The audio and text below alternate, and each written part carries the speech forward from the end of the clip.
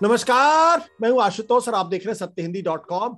सत्यहिंदी.com में खास कार्यक्रम आशुतोष की बात में आपका स्वागत है। उत्तर प्रदेश में 3 राउंड की पोलिंग हो चुकी है। पहले 2 राउंड के बारे में लोगों ने कहा कि भारतीय जनता पार्टी को थोड़ा सा पीछे हो सकती है और जो समाजवादी गठबंधन है उसको थोड़ी एज मिल सकती है। तीसरे राउंड के बारे में अभी लोगों के बीच पसोपेश बना हुआ है कि आखिर हुआ क्या नहीं हुआ है। लेकिन जो 3 राउंड की पोलिंग हुई है और अब तक की जो राजनीति चली है उसका मतलब क्या है? प्रधानमंत्री नरेंद्र मोदी साइकिल और बम की बात करने लगे हैं। जो भारतीय जनता पार्टी के उत्तर प्रदेश के मुख्यमंत्री हैं वो कुछ और भाषा में बात कर रहे हैं। पिछले कई दिनों से तमंचावाद की बात कर रहे हैं, माफियावाद की बात कर रहे हैं। वो अब्बा जान जिन्ना न जाने कौन कौन सी बातें की जा रही हैं। उधर अखिलेश इन मामलों की जवाब देने के बजाय वो ये कह रहे हैं साइकिल तो जो है उस पर गरीब लोग चलते हैं। प्रियंका गांधी का राग कुछ और है। मायावती कम बोल रही है, उनकी रैलियां भी कम हो रही हैं।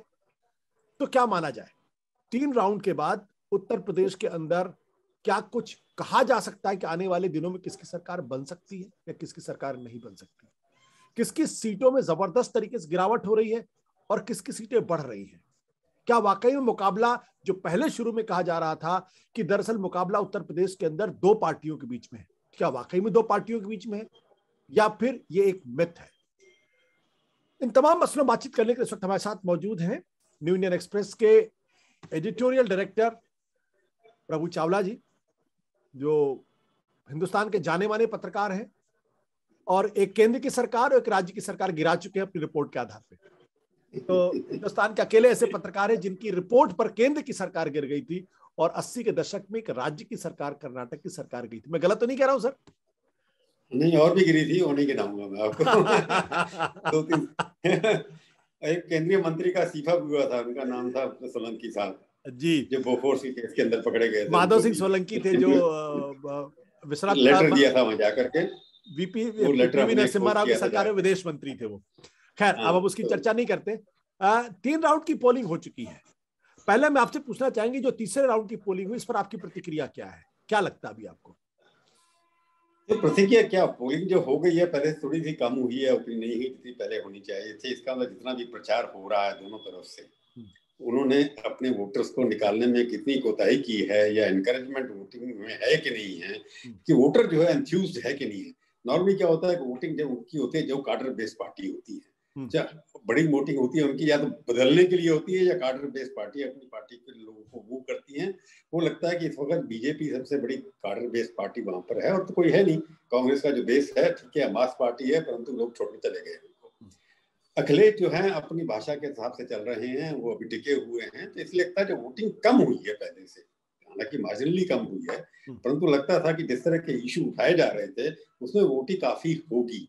वेस्टर्न यूपी के अंदर कई बार, क्योंकि बीजेपी का सबसे बड़ी प्रॉब्लम थी वेस्टर्न यूपी, जिसके अंदर पहले 2 राउंड हुए, उसके अंदर मुसलमान भाई हमारे बहुत सारे हैं, उसके अंदर दलित भी हैं, उसके अंदर यादव भी हैं। जो थर्ड राउंड हुआ उसके अंदर मिक्स है, वो अखिलेश के बारे में नहीं है। तो मैं ये कहूंगा कि 2 राउंड की वोटिंग से स्पष्ट है कि यूपी की वोटर्स के अंदर सरकार बनाना या बदलने में कोई ज्यादा रुचि दिखाई नहीं देती। वो लगे ठीक है, वोट देना हमारे को देना, 60% 62% वोट पड़ जाते हैं। इसका आज लगभग 40% वोट अगर नहीं देते लोग, जो युवा लोग आजकल ज्यादा है, अगर आप देखें तो युवा की परसेंटेज वोटर्स की इस वक्त 40% से ज्यादा है। अगर वो लोग बाहर नहीं आ रहे हैं तो युवाओं को भी लगता है कि महिलाएं और युवा अगर नहीं आ रही हैं तो कहीं ना कहीं हमारी पार्टी की विशेषताएं कम होती जा रही है। पॉलिटिकल पार्टी के अंदर लोगों का विश्वास बढ़ने की बजाय कम होता चला जा रहा है। 90 के दशक से 2020 तक वोट परसेंटेज बढ़ती चली जा रही थी, आपने नोट किया होगा। जी। उससे पहले वोट हमेशा 50% से नीचे रहती थी, 55% रहती थी। सडनली 90-95 के बाद ये पहुंची 70 पर, 75 पर, 78 पर पहुंची जाकर के, और फिर 60 के पास आकर के लगने लग गई। जैसे आप पंजाब में वोटिंग कितनी कम हुई है, उत्तराखंड में भी बहुत कम वोटिंग हुई है, 6% वोटिंग कम हुई अगर देखें जाकर के। तो जो आपने इश्यू उठाया, क्या लगता है इस तरह के चुनाव में कोई भी प्रेडिक्शन करना बड़ा आसान नहीं है। अब वो कमिटेड मीडिया जो होगा वो तो अपने हिसाब से चलता रहेगा। मेरे को लगता है इस बार कमिटेड मीडिया भी कोई प्रेडिक्शन नहीं कर रहा है। कई बार होता है स्मगल हो जाती थी कि हमारे यहाँ ये प्रेडिक्शन है, किसी यूट्यूब के ऊपर चल गया छोटा सा, या क्योंकि इलेक्शन कमीशन ने बैन रखा है तो आप व्हाट्सएप के माध्यम से चला देते थे। तो एक चीज जो स्पष्ट है चुनाव के अंदर, यूपी के अंदर, आशुतोष जी, मैंने पहले 40 साल के अंदर देखा है कि इस बार चुनाव जो लड़ा जा रहा है, रूलिंग पार्टी पहली बार भूतकाल के ऊपर चुनाव लड़ रही है कि फलानी पार्टी ने आज से 5 साल पहले क्या किया था, उसके ऊपर ज्यादा उनका वजन है। हालांकि कहते हैं हमारी सरकार अच्छी है और काम अच्छे भी हुए हैं कई जगह पर वहां पर, परंतु एम्फेसिस जो है बड़े बड़े नेताओं का, जैसे आपने कहा पहले, कि या तो कम्युनल डिवाइड के ऊपर है, जब पिछले 5 साल के अंदर जब अखिलेश थे क्या होता था, उसके ऊपर बार बार रिपीट करने की बात होती है। इससे ये लगता है कि उनको अपने अच्छे काम जो किए उन्हें, दमदार सरकार, विश्वासदार सरकार, उसके ऊपर उनका विश्वास उतना नहीं है। ये बड़ी अचंभे की बात है मेरे को लगता है, क्योंकि मैं भी कुछ लोगों से बात कर रहा था, एक चीज जो सामने नजर आ रही है कि बहुत मिडिल क्लास लोग, लॉ एंड ऑर्डर बदला है यूपी का, अब किस तरह से बदला दूसरी बात है, पर लॉ एंड ऑर्डर अच्छा है वहां पर, इसके ऊपर काफी लोग संतुष्ट हैं। उसको बनाने के इश्यू बजाने के बजाय कि ये वापस आ जाएगा, वो चला जाएगा, अंसारी साहब जेल से छूट जाएंगे या कुछ और छूट जाएगा, तो डाइवर्ट करने की कोशिश हो रही है। तो नेगेटिव एजेंडा जो है 5 साल पहले, अब नेहरू ने क्या किया या कांग्रेस ने क्या किया या अखिलेश ने किया, ये बड़ी अजीब सी बात है। मेरे को पॉलिटिकल एनालिस्ट, रिपोर्टर, मेरे को समझ नहीं आया, ऐसे कभी नहीं होता था। तो ये एक बड़ी अजीब सी बात है कि मुद्दे क्या है कि पहले वालों ने क्या किया। पहले वालों ने अगर अच्छा काम किया होता भाई, आपको 306 सीटें नहीं मिलती। उन्होंने रिजेक्ट कर दिया उनको पहले अच्छे बुरे काम की वजह से, उसको रिपीट करने से फिर क्या आपको फायदा होगा? आपको उनको वोट देना है आपके वोटरों के काम के ऊपर, और आपका काम जैसे लॉ एंड ऑर्डर के ऊपर लगता है कहीं भी किसी कंट्रोवर्सी नहीं है। बाकी चीजों पर कंट्रोवर्सी हो सकती है कि अखिलेश ने कई सारे प्रोजेक्ट शुरू किए थे जो आपने शुरू किए, ठीक है, खत्म किए, पर कुछ अच्छे काम भी आपने किए होंगे। तो मेरे को लगता है कि ये इश्यू जो है, कोई विकास का मुद्दा बनने की कोशिश होती है, फिर विकास बदल करके बैंगलोर में हिजाब शुरू हो जाता है, कुछ और शुरू हो जाता है। तो मुद्दे कंसिस्टेंसी नहीं है। चुनाव, ये यूपी का चुनाव किस बात लड़ा रहा है? हिंदू मुस्लिम पे लड़ा रहा है, या विकास के ऊपर लड़ा जा रहा है, या अखिलेश ने 5 साल पहले किया था उसके ऊपर लड़ा जा रहा है? कोई मेरे को मुद्दे क्लियर नहीं आते। कंफ्यूज्ड इलेक्शन हो गया टोटल। आप कह रहे कंफ्यूज्ड इलेक्शन हो गया टोटल। जो ओपिनियन, जो वोट परसेंटेज की बात थी, अपने दर्शकों को बता दूं कि पहले राउंड में 62.4% वोट पड़ा था, दूसरे राउंड में 64.42% वोट पड़ा, और तीसरे राउंड में जिसकी हम बातचीत करें 61.20% वोट पड़ा है। ये ऑन एन एवरेज एक कम वोट पोलिंग परसेंटेज है, क्योंकि जैसा कि अभी प्रभु जी ने कहा कि पोल परसेंटेज लगातार बढ़ता जा रहा है, और 2014 के बाद से, जब से नरेंद्र मोदी प्रधानमंत्री आए हैं, तब से वो लगातार आह्वान भी कर रहे हैं कि नए वोटर बाहर निकल के आए, ज्यादा से ज्यादा संख्या में लोग अपना वोटर करें। और इलेक्शन कमीशन ने भी इसको लेकर कैंपेन किया। उसके बावजूद अगर 60% के आसपास वोट पड़ रहा है या 62% के आसपास वोट पड़ रहा है, इसका मतलब यह है कि जो प्रभु जी के कहने का मतलब उदासीनता है जो हमारे जो वोटर हैं उनके बीच में। लेकिन सर, ये जो तीसरा चरण है, इस तीसरे चरण में 2017 में भारतीय जनता पार्टी को 59 में से 49 सीटें मिली थी, 44% वोट उनको मिला था, और सपा को 30% और सिर्फ 9 सीटें मिली थी। अब ये जो बहुत सारे लोग ये कहते हैं कि दरअसल भारतीय जनता पार्टी की जीत का मार्जिन 20 से ज्यादा सीटों में इतना था कि उसको न्यूट्रलाइज नहीं किया जा सकता। तो उनके कहने का मतलब ये कि बीजेपी की सीटें घट तो सकती हैं, लेकिन फिर भी एज बीजेपी को ही रहेगा इस क्षेत्र में। क्या आप इस थियरी से सहमत है? आशुतोष, आप भी काफी चुनाव कवर करते रहे हैं। ये जिफोलॉजी है ना, ये बड़ी फ्रॉड किस्म की चीज है। मैं इसलिए फ्रॉड वर्ड यूज कर रहा हूँ। जब अखिलेश जीते थे 2012 के अंदर, तो उनके उससे पहले वोट कितने थे 2007 के अंदर? उनका मार्जिन इतना सारा कैसे हो गया? 250 सीटें लेकर के आ गए।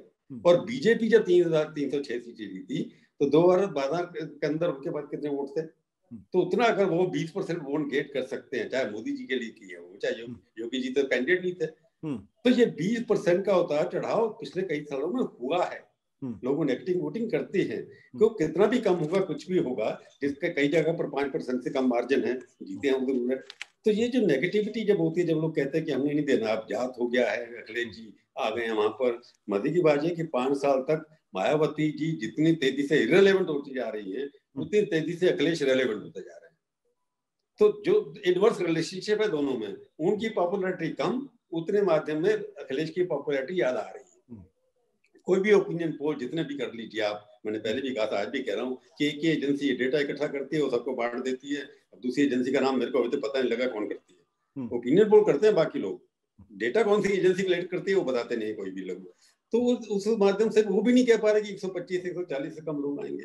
तो ये जो हो रहा है कि आप क्योंकि मार्जिन नहीं कवर होगा, ठीक है, बहुत लगता है आपको 306 सीटें हैं, और जब अखिलेश यादव की 250 सीटें हैं तब उनका नंबर उससे पहले कितना था, उनकी सीटें भी 3 गुना बढ़ी थी उस वक्त। तो ये सीटें बढ़ना तो डिपेंड करता है कि किस तरह का पोलराइजेशन वहां पर होता है, कास्ट के ऊपर होता है या कम्युनल राइट के ऊपर होता है, कि कम्युनल के ऊपर भी होगा। अब ये ऐसी स्थितियां हैं जहां पर 80-90 के करीब मुसलमान भाई हमारे सीटों को इन्फ्लुएंस कर सकते हैं, पर अब उसको कैसे करना चाह रहे हैं, क्या कि मुसलमान एक तरफा वोट देगा या हिंदू एक तरफा वोट देगा, राम मंदिर नहीं बनने देंगे या बनने देंगे, ये सब इश्यू नहीं है। सवाल ये है कि इस बार चुनाव जो हो रहा है अखिलेश और योगी उनके बीच में, कि योगी को चुनना है दोबारा से या अखिलेश को वापस लाना है। उसके अंदर क्या देखना है कि योगी जी एक छवि है उनकी कि स्ट्रॉन्ग चीफ मिनिस्टर हैं, उन्होंने काफी माफियाओं को बाहर निकाल दिया, उन्होंने कुछ डेवलपमेंट काम भी किया, परंतु लॉ एंड ऑर्डर उन्होंने इंप्रूव की। लॉ एंड ऑर्डर तो मायावती जी के जमाने के लोग याद करते हैं, उन्होंने अपने पार्टी के एमपी जेल में डाल दिए थे। सबसे बड़े स्ट्रॉन्ग चीफ मिनिस्टर को कोई कही जाती थी तो मायावती ने जब आई थी उन्होंने सबसे ज्यादा माफिया लोगों को जेल के अंदर डाला। उनके जमाने में भी लोग छोड़ के भाग गए थे, जैसे आज कहते हैं योगी जी कि मेरे जमाने में लोग भाग गए जेल से, अब पहले जेल में हैं बाहर घूमते रहते थे। तो इस तरीके से कई बार चीजें होती है कि मोदी जो योगी और अखिलेश कह रहे हैं कि मैंने विकास किया, उन्हें किया भी, कई चीजें दिखाई दे रही है उनकी।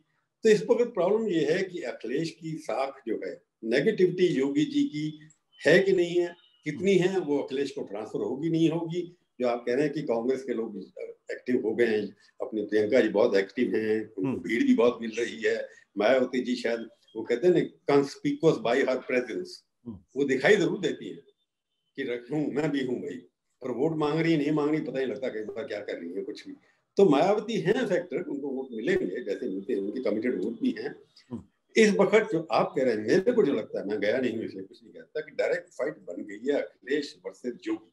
ये बीजेपी वर्सेस समाजवादी नहीं है, ये अखिलेश वर्सेस योगी है, और उसके अंदर मोदी जी एक अपना काम कर रहे हैं, उनको योगी जी के कंधे पर हाथ रख के उनको आगे बढ़ा रहे हैं। तो जिस तरह की भाषा का प्रयोग हो रहा है वो दूसरी बात है, परंतु योगी और इनके बीच में टक्कर डायरेक्ट हो रही है। इसमें कोई आइडियोलॉजी नहीं है, इसमें कोई कुछ नहीं है, क्योंकि चुनाव के अंदर हर बार वो रिपीट करके 2 मिनट से एक ही बात सुनता आ रहा हूँ, ये हो गया वो हो गया, ये हो गया वो हो गया, हम मंदिर बना देंगे, वो कहते हैं हम ये कर देंगे। तो इट इज फाइट, एक दो व्यक्तियों के बीच में फाइट है और दोनों एक ही उम्र के। बिल्कुल। आपने बड़ी अच्छी बात की, आपने कहा कि लड़ाई समाजवादी पार्टी बीजेपी के बीच की नहीं है, सब ये लड़ाई योगी और अखिलेश यादव के बीच की लड़ाई है। अब इस लड़ाई में आपको क्या लगता है कि कौन नेता है जो ज्यादा बेहतर तरीके से लोगों के बीच में कनेक्ट एस्टैब्लिश कर पा रहा है, अखिलेश यादव या योगी आदित्यनाथ? आपको याद है 2012 के अंदर अखिलेश यादव जब निकले थे वहां पर, 2012 के अंदर पहली बार वो साइकिल लेके नोएडा के अंदर आप ही थे तब, उस IBN में मैंने इंटरव्यू किया था आपके स्टूडियो में, वो साइकिल पर आए थे वहां पर। तो उस वक्त तो वर्किंग प्रेसिडेंट थे वहां के स्टेट के, पहली बार बने थे और पहला इंटरव्यू उन्होंने मेरे को ही दिया था करके, हमने तब तीखी बात वहां पर की थी। तो अखिलेश जी फिर निकल पड़े, इस बार सड़क साइकिल पे कम निकले और रथ में ज्यादा निकले हैं। मैं देख रहा हूँ पिछले 2 महीने पहले तो घर में बैठे रहे, उनकी आदत है कि घर में बैठे रहना, लोगों से मिलना। किसी ने उनसे पूछा कि आप 12 बजे सो के उठते हैं, उनका जी आप मिला लेना एक दिन बाबा जी को और मेरे को, देखना कौन जगा हुआ है। तो पर उन्होंने पिछले 2 महीने के अंदर मेरे को लगता है कंपटीशन दिया है विजिबिलिटी के अंदर। उनको भी मीडिया पहली बार लगा, मीडिया को पहले से उनको इग्नोर कर रहे थे, मीडिया को पहले बार लगा कि अखिलेश भी रेलेवेंट पॉलिटिकल फैक्टर हैं। तो इसलिए अखिलेश ने पिछले 2 महीनों में काफी ग्राउंड कवर किया है, घर घर जा करके अपने पिताजी को भी ले गए अपने गांव के अंदर वहां इलेक्शन लड़ने के लिए।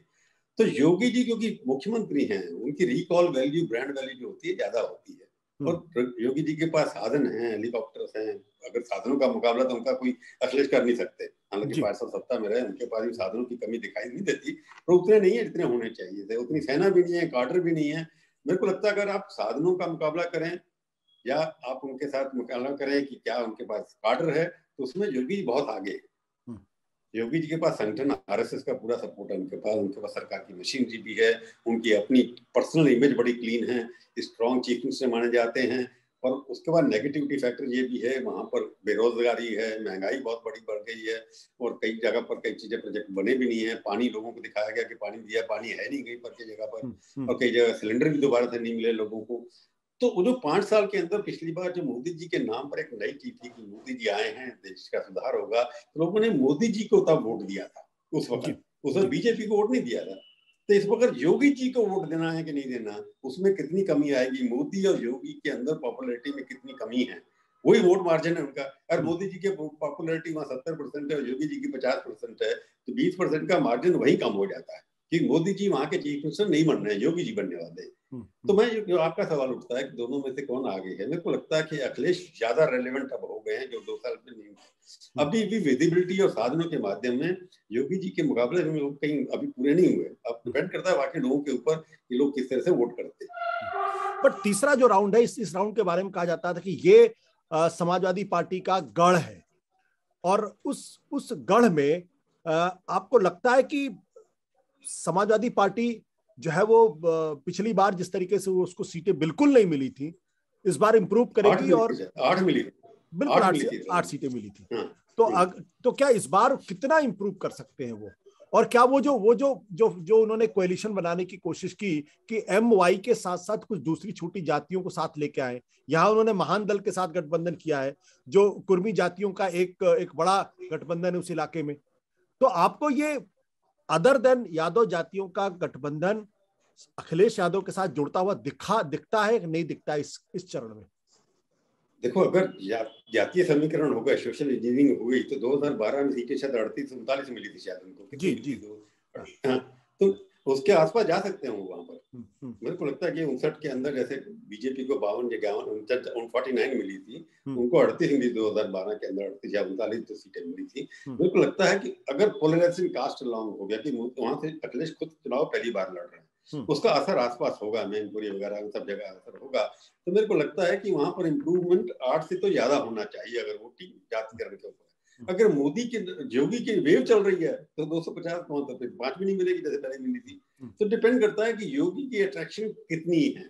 योगी उस क्रॉस, जैसे पहले जाति सब काट करके मोदी जी ने सब जाति में वोट दिया था, अगर योगी जी ने अपनी इमेज वो बना ली है कि वो सब जाति को साथ लेकर के चलेंगे, हिंदू जिसको कहते थे सम्राट के बारे में जो कहते थे लोकल हिंदू सम्राट वो हैं, तो सारी जातियां हिंदू बनकर के वोट देना शुरू कर देंगी तो फिर वही रिपीट हो जाएगा। परंतु मेरे को लगता है कि इस तरीके से अखिलेश ने अपने आप को कनेक्ट किया लोगों के साथ, तो पहले से ज्यादा सीटें मिलने की संभावना जरूर है उसके। क्या आपको लगता है कि योगी जी ने अपने आप को एक ऐसे नेता के तौर पर पेश कर लिया है, क्योंकि उनके ऊपर आरोप तो ठाकुरवाद का लगता है कि दूसरी जो अदर बैकवर्ड कास्ट के नेता उनके साथ जुड़ पाए, वो जातियां उनके साथ जुड़ पाए, क्योंकि उनके रहते हुए स्वामी प्रसाद मौर्य उनके पास से हट गए, धर्म सिंह सैनी उनके पास से हट गए, दारा सिंह चौहान उनके साथ से हट गए, 7-8 दूसरी जो MLAs हैं जो पिछड़ी जातियों के, वो उनसे टूट के निकल गए।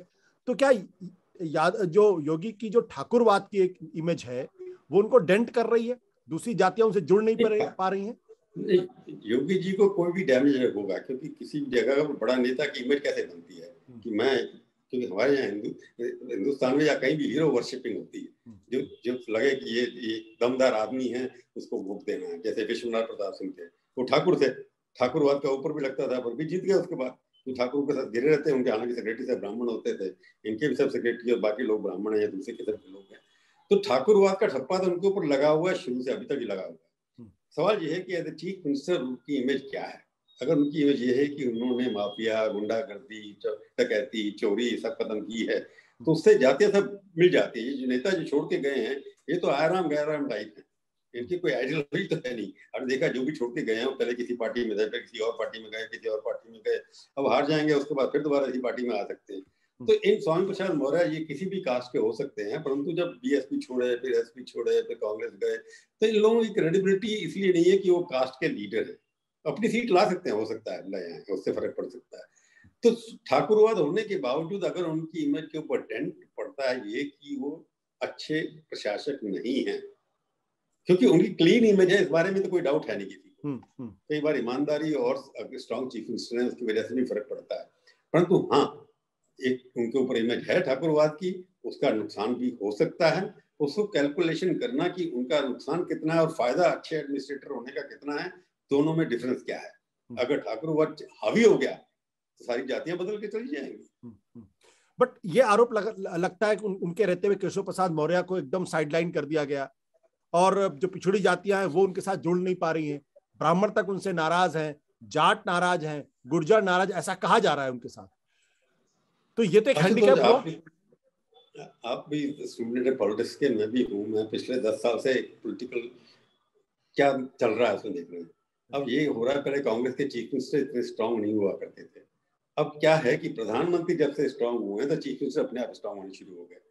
अमरिंदर सिंह हो गए, तो चीफ मिनिस्टर जो कांग्रेस का बघेल साहब हैं, अपने उनके मिनिस्टर है, उनको खाने में लगे रहते हैं लोग। आज तो कुछ नहीं कर पाए उनका। अमरिंदर सिंह राजा हैं, वहां पर थे जब तक कि सोनिया गांधी ने निकाल नहीं दिया। अब क्या हुआ कि जो हर स्टेट के अंदर चीफ मिनिस्टर है वही लीडर बन जाता है, तो वो किसी भी मिनिस्टर को पूछता नहीं है। यहाँ के मिनिस्टर की आदत जानते हैं आप क्या है, और वहां के मिनिस्टर भी वैसे के वैसे हैं। मिनिस्टर जरूर है क्योंकि कैबिनेट सिस्टम है, उसको आप चेंज नहीं कर सकते, कॉन्स्टिट्यूशनल प्रोविजन है। अब कई जगह तो नोट भी चीफ मिनिस्टर के दफ्तर से बन के आता है, मिनिस्टर के साइन ही बाद में होते हैं।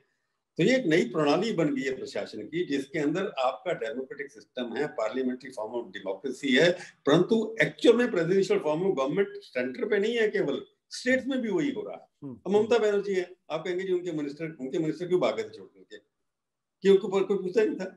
ये बन गया कि इंडिविजुअल लेड पॉलिटिक्स जो हो गई है, जो व्यक्ति जो है वो इंडिविजुअल जो है आइडियोलॉजी से स्ट्रांग हो गया है। वो कहता है कि मेरी वजह से सरकार में आए हैं आप लोग, मैंने आपको जितवाया है, इसलिए जो मैं चाहूंगा या चाहूंगी वही होगा। तो योगी जी क्योंकि योगी जी है, मोदी जी क्योंकि मोदी जी है। अब अशोक गहलोत को देख लीजिए, सचिन पायलट को छोड़ना ही पड़ा ना। मैं किस किस एग्जाम्पल दूं आपको। अब स्टालिन को देख लीजिए, जयललिता को देख लीजिए, केसीआर को देख लीजिए, किसी भी चीफ मिनिस्टर को उठाकर देखिए। बाकी मिनिस्टर तो वहां पर हैं क्योंकि काउंसिल ऑफ मिनिस्टर एक कॉन्स्टिट्यूशन का प्रोविजन है, परंतु वो सिर्फ वहां पर इसलिए है कि कॉन्स्टिट्यूशनल ऑब्लिगेशन है। तो आप कहेंगे उनको कोई भाव नहीं देता था, कोई चीफ मिनिस्टर आएगा, स्वामी प्रसाद मुखर्जी को बना दीजिए आप, वो भी वही करेंगे, क्योंकि पावर सेंट्रलाइज हो गई है एक लीडर के बीच में। ये एक नया चेंज है, पैराडाइम सिस्टम चेंज हो गया है कि डेमोक्रेसी के अंदर, पार्लियामेंट्री फॉर्म के अंदर ऐसा कॉन्स्टिट्यूशन अम्बेडकर साहब ने जब बनाया होगा, सोचा नहीं होगा है हमारी कलेक्टिव फॉर्म ऑफ कैबिनेट होगी, collective form of response, all being equal. वो ऐसा सबोटाज हुआ है सिस्टम के अंदर, लीगली सबोटाज हो गया, जिसके अंदर कलेक्टिव सिस्टम है ही नहीं, इंडिविजुअल सिस्टम है। तो आप जो कह रहे हैं वो हर जगह होता रहा, मोदी जी के राज में हुआ, योगी जी के राज में हुआ। आप कहीं भी देख लीजिए, हर चीफ मिनिस्टर अपने आप को प्राइम मिनिस्टर समझता है। जी, अब 3 राउंड के बाद अभी आपको क्या लग रहा है, क्या उत्तर प्रदेश की तस्वीर कुछ साफ होती दिखाई पड़ रही कि किसकी सरकार बन सकती है? साफ तो नहीं, पर एक तो यह है कि जो गर्मजोशी पहले दिखाई देती थी जीतने वाले दलों के अंदर, मतलब उनके जो आसपास या मीडिया के लोग भी हैं या दूसरे भी हैं, वो जरा कुछ शांत दिखाई दे रहे हैं। तो इसलिए मेरे को लगता है कि ये कुछ क्लियर नहीं है, परंतु ये क्लियर कि जो पहले लगता था कि एक तरफा इलेक्शन है, वो एक तरफा इलेक्शन नहीं है। अभी मुझे पहले भी राउंड में कहा, एक तरफा इलेक्शन अभी नहीं है, अभी 4 राउंड बाकी हैं, यानी 200 से ज्यादा सीटें अभी भी होने बाकी हैं। तो कुछ भी हो सकता है, परंतु 3 के बाद ये लग रहा है कि वहां पर अभी भी यूपी के अंदर ये स्पष्ट नहीं है कौन कितनी मेजोरिटी से हार रहा है या जीत रहा है, अभी ये कह सकते हैं। परंतु ये स्पष्ट है कि कोई एक बड़ी वीव है कि 300 सीटें हम ले आएंगे, वो दिखाई नहीं देता। आपको दिखाई नहीं पड़ रहा, लेकिन बहुत सारे लोग ये दावा कर रहे हैं कि अखिलेश की हवा चल रही, आपको दिखता है? हवा चल रही है नहीं, वो तो मैं कहता हूँ दोनों तरफ अखिलेश की। मैंने पहले आपका अखिलेश जो विजिबल इतना हो गया है, यानी कि मीडिया जिसके बारे में कहा जाता है कि मीडिया दिखाता नहीं, अखिलेश को बार बार दिखा रहे हैं, तो हवा तो चलेगी ना, इसलिए दिखा रहे होंगे ना उसको बार बार। और वो एक्सेसिबल भी थोड़ा ज्यादा है, क्योंकि अखिलेश में एक खूबी जो है, कभी भी वो फालतू शब्दों का प्रयोग नहीं करता, उसके शब्द उसके नपटे शब्द होते हैं, कभी वो frontal attack, negative personal attack नहीं करते हैं, ये खूबी है। बाकी कम नेताओं में आजकल दिखाई देती है। तो वो पुराने किस्म के जैसे कांग्रेसी होते थे उस तरह के नेता हैं, जब पुराने किस्म के बीजेपी के लोग होते थे उस तरह के अखिलेश नेता है। तो अखिलेश की हवा चल रही है या नहीं चल रही, क्योंकि मेरी दिल्ली तक तो आई नहीं मेरे घर तक, तो पर वहीं के बॉर्डर पे पता नहीं बॉर्डर पर रुक गई लगता है। ये नोएडा के बॉर्डर, नोएडा चैनल के आसपास रुकी हो कहीं, या दिल्ली वाले पत्रकार हैं वहां रुक गई हो, तो पता नहीं है मेरे को। पर तो अखिलेश रेलेवेंट है पहले से ज्यादा, मैंने पहले भी कहा अभी भी कह रहा हूँ, पहले से ज्यादा विजिबल है, पहले से ज्यादा एक्सेप्टेबिलिटी है उसकी, वो तो दिखाई दे रहा है। बट ये प्रधानमंत्री जो साइकिल और बम की बात करने लगे और ऐसा इंसिनुएट कर रहे हैं कि देखिए कि समाजवादी पार्टी जो है वो आतंकवादियों के साथ है, ये क्या आपको लगता है कि प्रधानमंत्री की बात कहनी चाहिए? पहली बात। दूसरा, चुनाव में इसका कोई मतलब है? देखो आशुतोष, आप इंटेलेक्चुअल हैं, मैं थोड़ा कम हूँ, तो इसलिए आप JNU ये सब भाषण थे, हर शब्द के अंदर इंटरप्रेशन करते रहते हैं। मोदी जी की आप बात समझे होंगे, मैं समझता हूँ उनको। मोदी जी बात करते हैं मासेस के साथ, वो उसके पीछे क्या बोल रहे, साइकिल उनको सिंबल का मजाक उड़ाना है, वो अपने कनेक्ट कर रहे हैं मासेस के साथ। उनकी जीत इसलिए होती है कि वो मासेस को अपनी भाषा जो कहते हैं, जो बाकियों लगता है अमेरिका में न्यूयॉर्क टाइम्स को लगेगी या JNU के प्रोफेसर को लगेगी, वो उस भाषा को नहीं समझते। उनको समझा क्या, उनको तो ये कि किस तरह से साइकिल का या लाल, अब जो रेड अलर्ट है, रेड अलर्ट है कह रहे हैं ना, वो लाल रंग, ये प्रधानमंत्री से बोलते नहीं है वैसे। रेड अलर्ट है क्या, जो आपने कहा साइकिल कि जब बम फटा तो साइकिलों के ऊपर फटना शुरू हो गया, तो उनको ये समझाना था कि साइकिल जो है symbol, as a symbol dangerous है, इसको वोट मत दीजिए। तो मोदी जी जो भाषा का प्रयोग करते हैं, उनके दिमाग में ये अब नहीं है कि इसका असर कम्युनिस्ट का किसके लिए है। हालांकि उनको बड़ा क्लियर है कि वो कट्टर हिंदूवादी हैं, अपने आप को मानते हैं कि वो बिल्कुल बैंकर करते हैं, ऐसा पर है। परंतु ये भाषा का प्रयोग उनका जो है, वो he is the best communicator. जनता के साथ कैसे अपने आप को जोड़ना है, वो अपनी भाषा, जो नीचे सामने बैठा हुआ वर्कर उससे जोड़ते हैं, वो वही भाषा समझते हैं, उसका इंटरप्रिटेशन आप करते रहिए। इंटेलेक्चुअलिज्म लगाएंगे मोदी जी की भाषा के ऊपर तो आप फेल हो जाएंगे। एक सवाल मैं अपने आप को पूछने से रोक नहीं पा रहा हूं, क्योंकि पिछले 5-6 महीने से लगातार ये चर्चा चल रही है और आपसे बेहतर इसको कोई जवाब नहीं दे सकता है कि ये भाई ये अमित शाह और योगी के बीच में कुछ तो है टेंशन। क्या इसको आप दम मानते हैं? क्या इसमें कुछ दम है? देखो आशुतोष, किसी जमाने में मेरी एक्सेस होती थी तो मैं बता देता था कि क्या हो सकता है। अब किसी पत्रकार के पास ना तो अमित शाह के पास एक्सेस है, क्या अमित शाह जो बताते हैं वही उनको पता होता है, या मिलते नहीं किसी को तो स्टेज से बोल देते हैं। तो ये जो गप्पे चलती है ना ये आपस में पत्रकारों की, कि उसका एक्सेस है उनका नहीं है।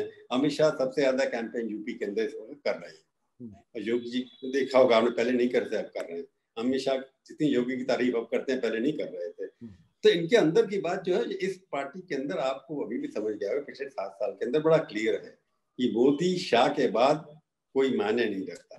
अगर उनके बीच में मोदी और शाह के बीच में नहीं बनती होती, योगी जी के बीच में, तो शाह जाते नहीं जिस तरीके से वहां संभाल के कमान बैठे हुए हैं, फुल को कंट्रोल उनके हाथ के अंदर है इस वक्त।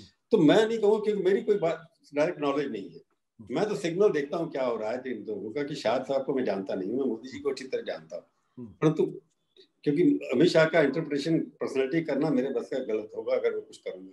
परंतु बड़े कमिटेड लॉयल वर्कर हैं मोदी जी के, जो भी कर रहे हैं वो मोदी जी के कहने पर कर रहे हैं। अगर वो योगी जी को पसंद भी नहीं करते, अगर मोदी जी करते हैं तो शाह साहब की वहां चलने वाली नहीं है, ये स्पष्ट है। परंतु शाह साहब मोदी जी से बाहर नहीं जाएंगे, अमित शाह बिल्कुल वही करेंगे जो मोदी जी चाहते हैं। और शाह साहब ने प्रूव कर दिया कि वो बड़े ऑर्गेनाइजर हैं, मोबिलाइज कर लेते हैं वर्कर्स को, कि एक तो भय है उनका लोगों को, और दूसरा उनके ऊपर जिस तरह से मशीन को काबू करने का तरीका आता है। जब से वो यूपी में जाकर बैठे हैं तो वहां का संगठन को समेट के हाथ में आ गया है, अब लोग वर्कर वहां पर लग गए हैं। और उसके बाद बी संतोष जो है वहां के संगठन मंत्री, मैं एक चीज और बता रहा हूँ, पहले रामलाल जी थे, वो बड़े सॉफ्ट थे, संतोष वैसे ही अग्रेसिव है जैसे अमित शाह है। मतलब वो RSS से आए जरूर हैं, परंतु उसमें के अंदर अपना वो तो बड़ा एग्रेसिव है, अगर उनका बस चले उससे ज्यादा एग्रेसिव बोलते हैं। इन दोनों की जोड़ी यूपी में इकट्ठी हो गई है सुनील बंसल के साथ, तो आपको लगता है कि ये अभी तो यूपी हारना, तो अमित शाह नहीं चाहेंगे यूपी हारे। अमित शाह की सारी चीजें 2024 डिपेंड यूपी के ऊपर करता है। अगर पसंद नहीं भी करते होंगे तब भी तो उनको जिताना, वहां पर उनकी रिस्पॉन्सिबिलिटी है, उससे बाहर नहीं जाएंगे वो। तो जो आप सुना है आपने अमित शाह उसके बारे में, मेरे को भी नॉलेज नहीं है और मेरे को लगता नहीं है कि जो विजिबिलिटी किया कि वहां पर अमित शाह, मोदी जी और बीजेपी के लॉयलिस्ट हैं, उनके लिए योगी जीतना जरूरी है, चाहे पसंद हो या नहीं हो। कई चीजें उनको पसंद नहीं है, मैं जानता हूँ कई लोग जानते नहीं हो, पसंद नहीं करते हैं, उसके बावजूद भी वो मिनिस्टर हैं आज। बिल्कुल। प्रभु बहुत बहुत शुक्रिया इतनी सारी बातचीत के लिए और इतना खुल के बोलने के लिए। Thank you so much. अगले हफ्ते और अगले राउंड के बाद फिर एक बार आपसे बातचीत करेंगे और जानने की कोशिश करेंगे दरअसल क्या कुछ हो रहा है, क्या कुछ नहीं हो रहा है। धन्यवाद, शुक्रिया। सत्य हिंदी का ऐप डाउनलोड करें गूगल प्ले स्टोर पर।